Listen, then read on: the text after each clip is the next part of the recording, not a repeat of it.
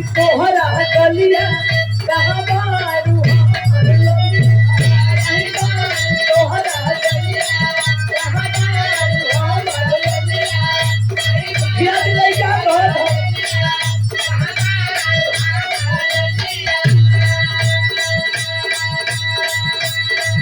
देखो ना कोई तो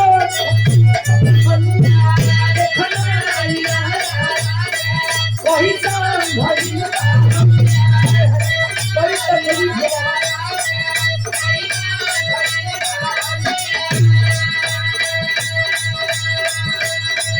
ओहका बचनिया तारा मुश्किल भइल बाती ले ला पुदीना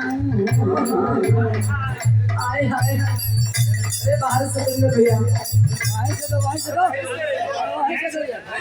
देखा पार मत करी हम बोला बोला बोला भैया हमार कान पता है कौन सी के हम गीत के बोला कोई के बोला ना तू खाली मुंहवा शो करबत हम जान जब कि सोरहे कहबत बोला बोले ना दिल खोल के बोला अरे हम आदमी हैं अरे क्या बात है जियो से आप देखे सुरेंद्र जी गौर से सरपंच साहब जी फिर से पुरस्कार आयल है कि गनवा के फिर से दोहराई है भैया दोहराए में फिर ऐसे नहीं लगेला पत्थर लगेला फिर आप देखे सम्मान में इस गाने पर खुश होकर के आप हमारे मुखिया जी को से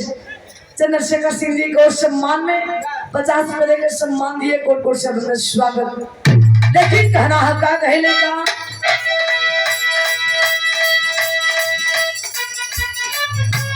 बड़ी तकलीफ है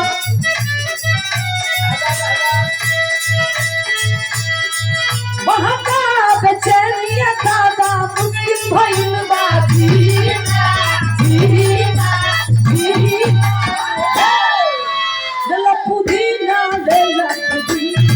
देला पुदीना गोरी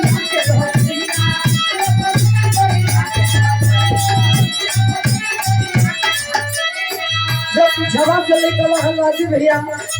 दोस्तों को यार ऐसे ना आई कह जाने